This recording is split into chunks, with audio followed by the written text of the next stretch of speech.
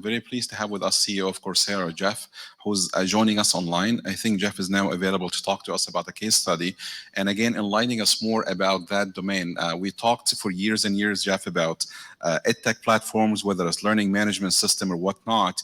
And now comes in the part where we say, so what are we going to feed into that?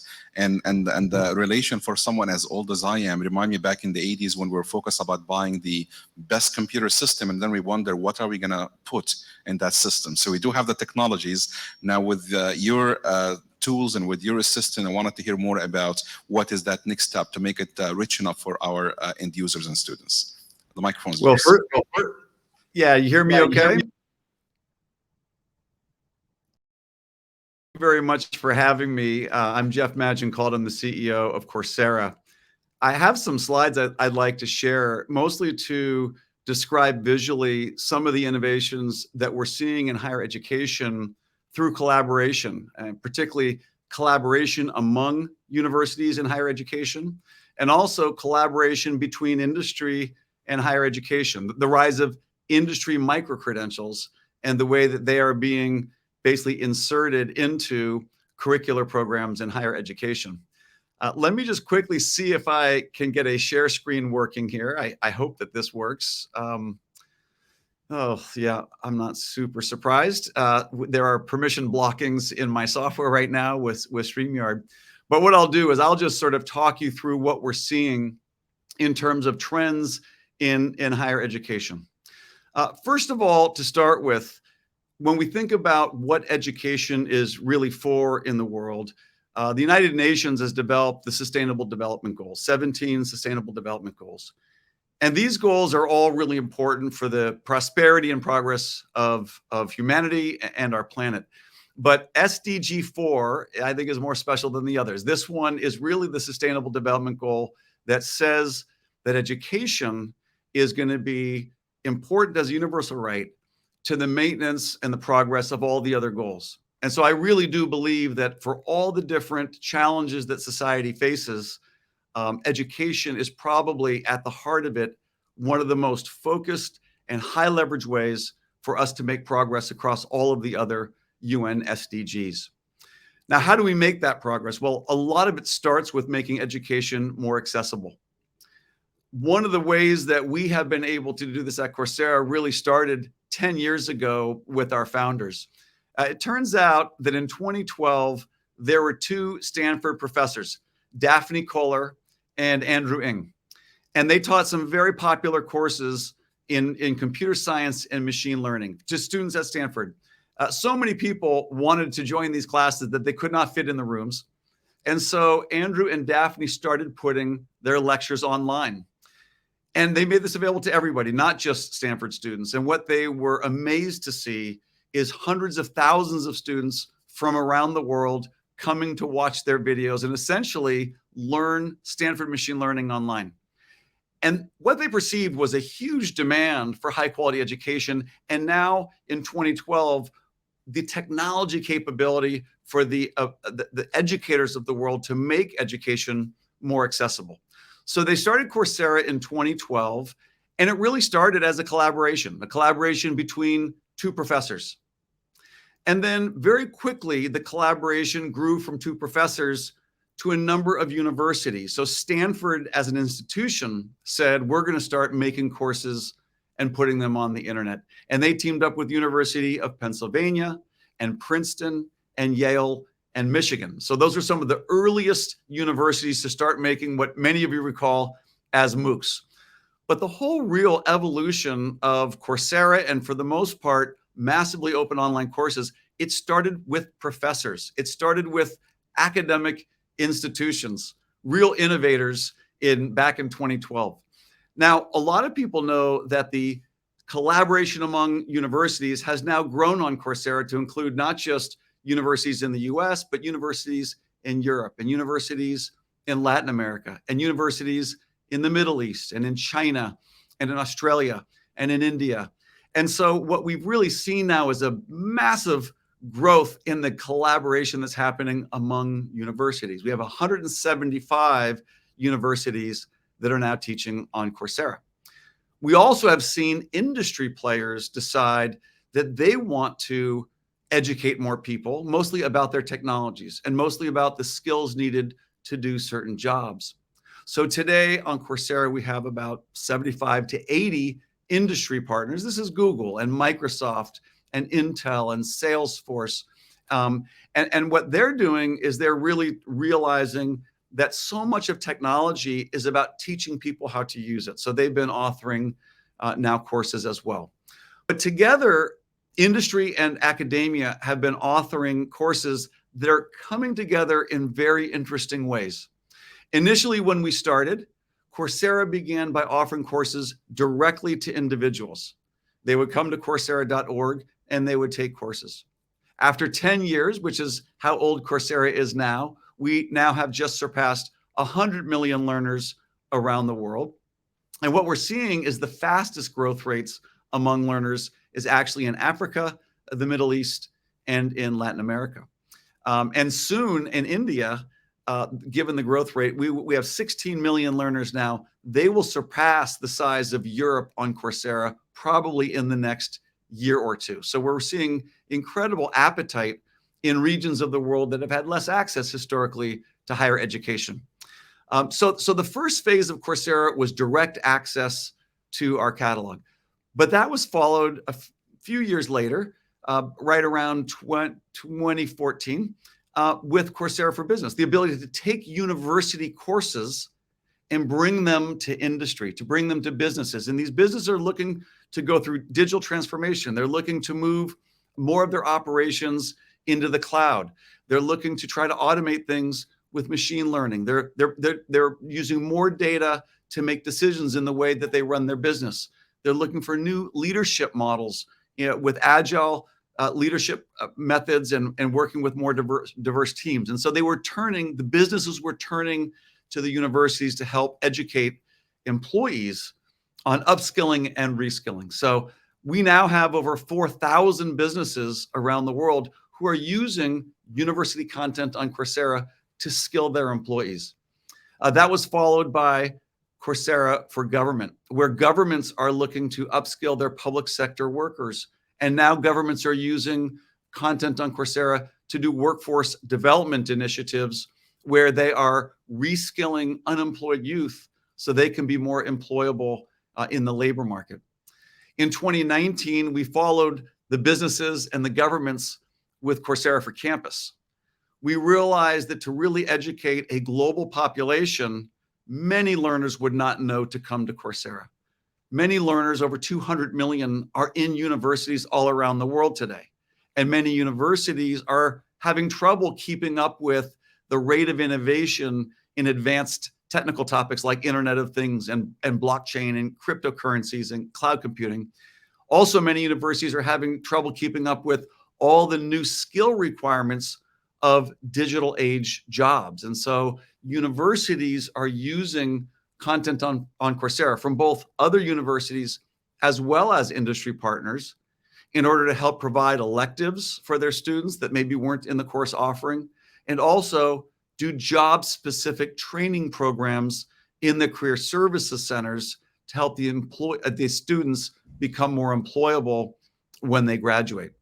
So today we have over 300 governments using university courses on Coursera to train their civil service workers and their citizens, and more than 3,000 universities around the world using content on Coursera from other universities and other industry providers to supplement the curricular offering to their students. Now, when we look at what's happening with respect to accessibility of education as measured by the gross enrollment ratio, what we're seeing is that gross enrollment ratios around the world are increasing. So among wealthy, high-income countries, it has now grown from 55% to 77% gross enrollment ratio. But among the lower income countries, the gross enrollment ratio from 2018 to 2020 has only grown from 5% to about 10%.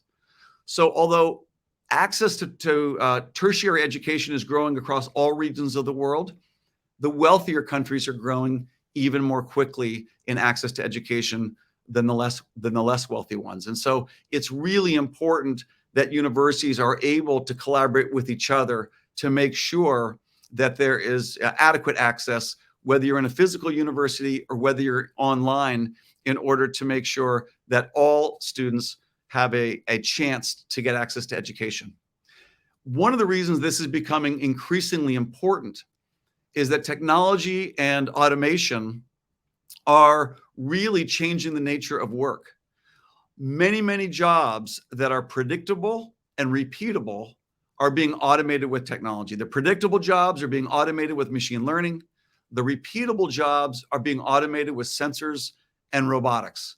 And when you think about which parts of the labor market are doing the more predictable, repeatable jobs that are at high risk of automation, those are generally held by workers who have lower educations, often no formal education, and certainly no college degrees.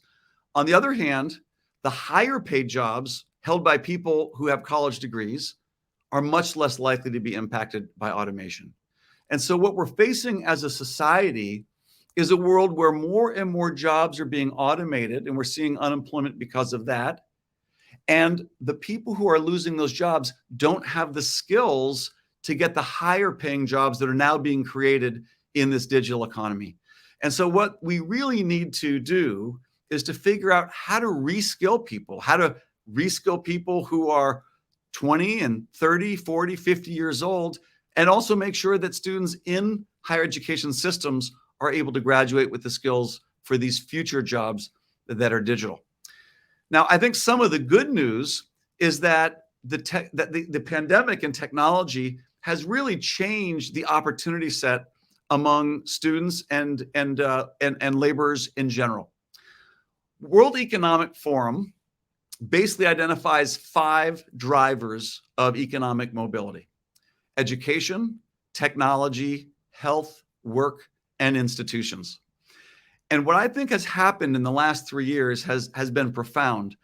The pandemic shut down all the campuses, and the pandemic shut down all the offices. Technology redefined the way that people learn. Almost everybody, teachers and students alike, had to adopt online learning. And what this has really raised is the promise that education will become more accessible if anyone anywhere can learn at any time online. At the same time, technology has really redefined the way that the world works, especially for digital jobs that can often be done online. Remote work and hybrid work makes job opportunities much more available on a more equal basis around the world. But you need to have the skills to do those hybrid and remote work jobs in order to get those opportunities. But technology really does promise the ability to increase access to education and also create access to job opportunities. Now, that 5th driver in World Economic Forum that I mentioned, institutions, plays a very important role in making learning available to everyone and also making online jobs available to everyone. What's really compelling about this is that most of the high-paying jobs that are emerging because of technology are jobs where the skills can be learned online. According to the World Economic Forum, the top 10 jobs with increasing demand are data analysts, computer software engineers, big data specialists, digital marketing, and process automation specialists. And Microsoft estimates that over the next 5 years, the need for computer software engineers will probably grow by another 100 million jobs. So really training students when they're in school so that when they graduate, they can get these jobs. It really is about teaching them a lot of these emerging digital skills, and platforms like Coursera, and there are certainly many, many others that can bring these types of digital skills and make them available to institutions, promises to be a big factor in making education and particularly digital skills more available. Now, let's talk a little bit about remote work. Many people believe that, the pandemic is over and everyone's going to go back to the office. I guarantee you that will not happen. Now, certain jobs, yes, people will go back to the office. Other jobs, they won't. If you look at the reports, and we see a study here that was done by Bain, where they made estimates of which types of jobs are more likely to be done remotely on a hybrid basis permanently. They are jobs in business services, jobs in education, jobs in management, office administration, science and technical services. Now, they also highlight the jobs in manufacturing, hospitality, cleaning and maintenance, construction, transport logistics. Those are less likely to move online over time. But the point is, the high demand jobs that pay well are generally going to be made available on a remote basis. And these are the digital jobs. Now, there are some people too that think that online and remote work will probably just freeze. But the Gartner Group has done a study that shows in every country, Italy, Japan, China, India, Brazil, France, Germany, the UK, and the United States, not to mention the Northeast, the North Africa and Middle East countries, remote work will increase over the next 3 years. In some cases, as in the United States, up to 60% of jobs will be remote and hybrid. In Italy, at the lower end, they're estimating about 25% of jobs will be able to be done remote and hybrid. The point that I especially want to make to this honorable gathering is that your students, when they graduate, will face a set of career opportunities vastly larger than anything that we've seen in the past if they have the digital skills. Because if they do have the digital skills, companies like Coursera and Microsoft and Google and Facebook and Honeywell, not just tech companies, companies all over the world will be looking for skilled talent and will be able to hire students even if those students don't live in the countries of the employers who hire them. So one of the big opportunities, I think, for any university career services centers is to be thinking about jobs in a much different way than you were pre-pandemic. Don't think about the jobs only that are available in your community or in the city where the university is. Think about jobs that are available globally that require the kinds of skills that your graduates have when they graduate. So to summarize, it is a challenging situation, but there's good news. Online learning has dramatically increased access to education.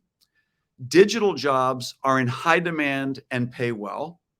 The skills to do these jobs can be learned online, and any university can integrate with platforms like Coursera, can integrate the instruction of these industry micro-credentials into their curriculum so that the graduates do have these skills when they graduate.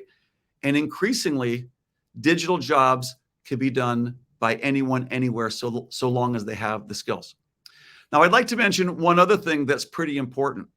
The pandemic did a lot of things. One of the things that it did is it drove a lot of investment into edtech companies. There are now more solutions and more providers offering more alternatives for education than we've ever seen before. We see our university partners around the world saying many students have more choices of where they might be able to go in order to get an education.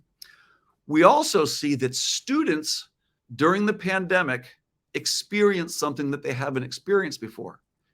Not just going to class in their classroom with their own classmates, but what they did during the pandemic is they went out to a world of education opportunities, and opportunities that included not just pursuing a college degree, but also pursuing an industry micro-credential. And now students are starting to say, I don't want to go back to a limited scope of educational opportunity. I want my college degree. College degrees have a profound effect in almost every country on expected wage premium compared to someone who doesn't have a college degree. But I want more than just a college degree. I want to graduate with a college degree, and I also want to graduate with an industry micro-credential that has helped to train me for specific jobs and make me more employable in the workforce. I was just in Davos the last 48 hours. Yesterday, I met with 2 presidents. The day before that, another president. Many, many countries are looking for foreign direct investment. And one of the major factors that companies will be looking for before they invest in another country is not just investment capital, but human capital. Companies, when they move operations and when they integrate their human capital, their job forces, they're going to be looking for populations who are skilled in the high demand digital jobs that they are desperately looking to fill and for which talent is in fairly short supply. So I'll wrap my comments and take questions. But what I'd like to say is the world is changing faster than it's ever changed before. It's creating a lot of pressure on all institutions, on businesses to adapt, on governments to find ways to reduce unemployment among youth. And it's also creating pressure among academic institutions to try to meet the needs of what employers are looking for from their graduates, and also meet the needs of what students are looking for, which is now a new type of college degree that incorporates industry micro-credentials and job-relevant skills. So with that, I'll say that people have often said, talent is equally distributed, but opportunity is not. I think that will be less true in the future than it is today, because if learning is more accessible because of online learning, and if job opportunities are more accessible because of remote and hybrid work, we can see a world where your students have a better opportunity to learn and to take what they've learned and have much better job opportunities when they graduate. With that, if it's okay with the moderator, I'm happy to take questions. To a lot of what you went over, being a parent, being someone who's in leadership with online education companies, and also being a student, like a lifelong learner. And definitely, I do agree with you that a challenge turned into a great opportunity, and we use technology in the right kind of way, phase and form. So I can see question online. I'm going to look also in the room to come up with questions from here. So I'll start with the first one online from Walid. Could you relate that to emergency situations? Well, relate perhaps the ability for technology and online learning to be responsive to emergency situations. I mean, what we've seen is an incredible capacity of institutions collaborating on platforms like Coursera to be responsive to emergency situations like we've never seen before. And I'll give you a few examples, including one very recently. The pandemic, UNESCO estimates that the pandemic in April of 2020 shut down almost every educational institution in the country in terms of the campuses. 1.6 billion students could not go to school.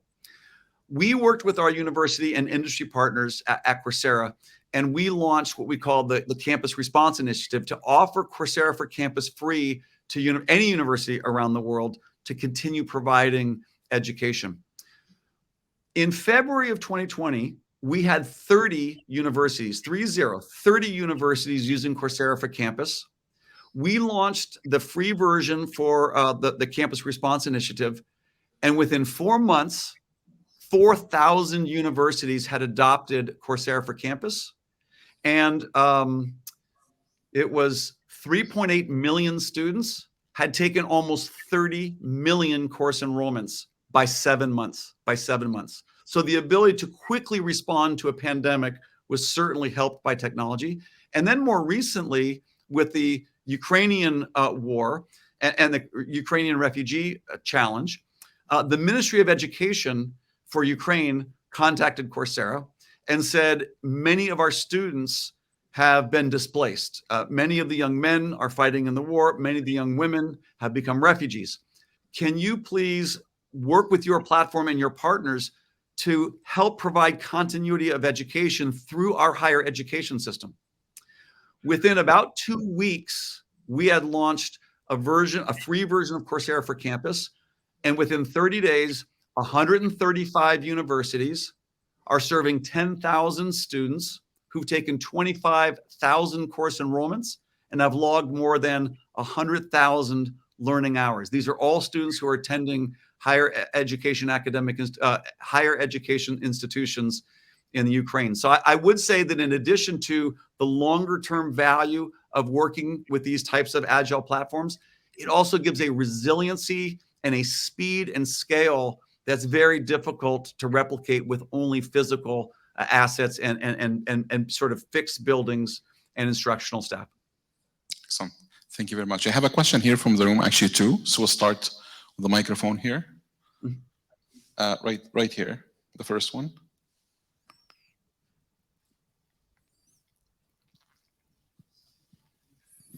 Behind you.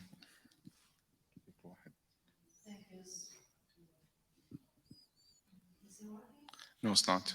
Can you turn it on, please?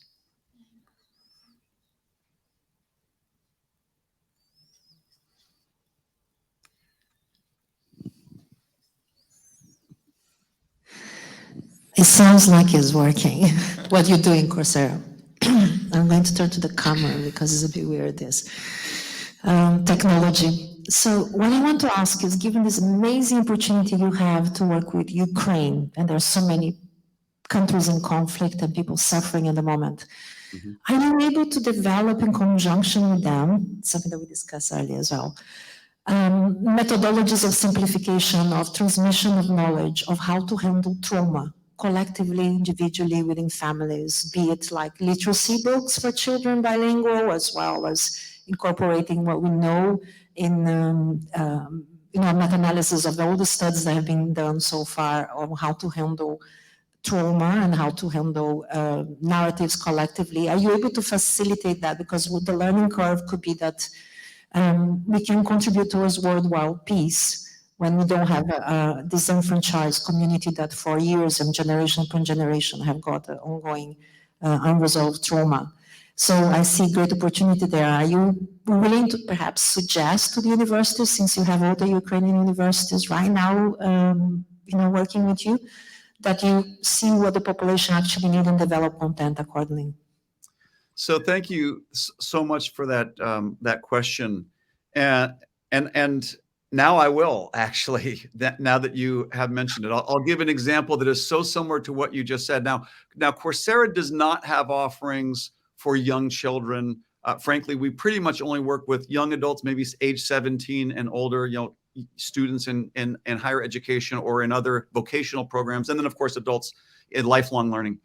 But in terms of dealing with trauma, the role that parents play is obviously huge in how you talk to your children. And by the way, my heart is broken of what's happening in the United States right now. We are experiencing a level of trauma and shock associated with gun violence that is unfortunately exceptional in the world. And so I've been hearing from my team, some of whom are in Texas, how do we help families deal with grief and trauma?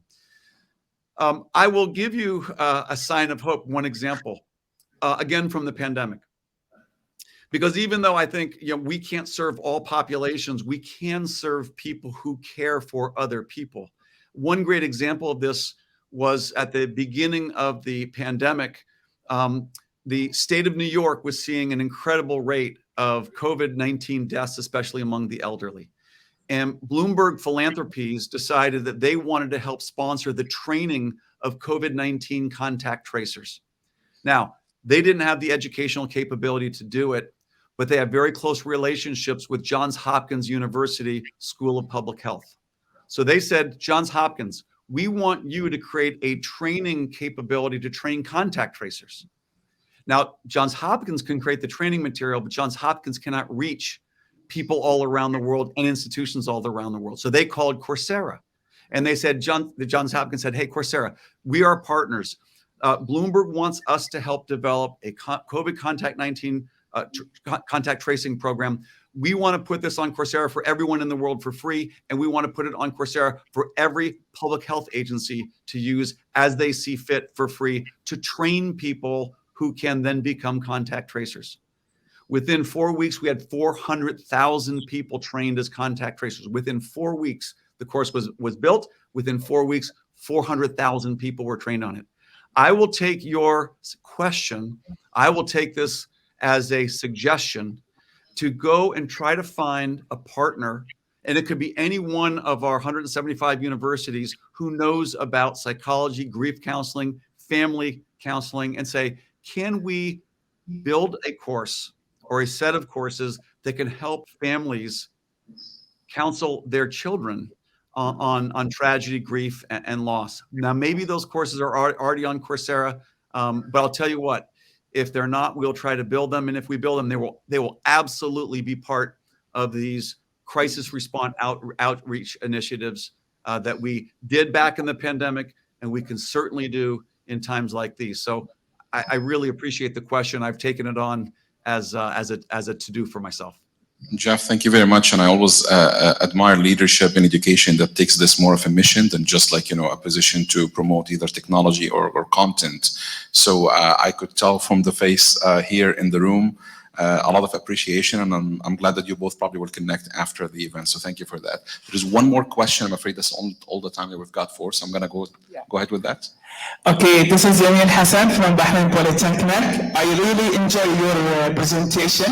Very inspiring story. And the nice thing that it came from professors, two professors. The way it expands is amazing. And I see really large number of learning all around the world. My colleagues, they all tested Coursera. So my question to you in two parts. Number one, about the recognition of what we are going to learn through Coursera and how industry will see that.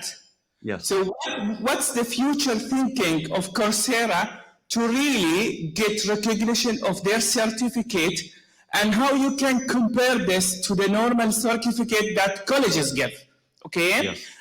Because we need really to have a value of our learning. And I'm here thinking the way we are currently thinking, not about the future and how education will be reshaped. That's the first part. My second question to you, how Coursera will look like in 5 years from now? Okay? We want from you to share with us what you are thinking. I will close my comment with this. We can see lots of really good ideas going very fast, expanding, become really big, and then declining. So how will be the future of Coursera? Thank you very much. Really inspiring story. Well done, Jeff. Thank you. Thank you. Well, there is a certain brilliance in your question. Those two questions are highly related to each other. Many people around the world, people get educated for many reasons, but many of them get educated in order to increase the economic opportunity for themselves and their family. So career advancement is a major reason why many people go to school. And to that point, the recognition of credentials by employers is a big part of the value that students get out of going to college.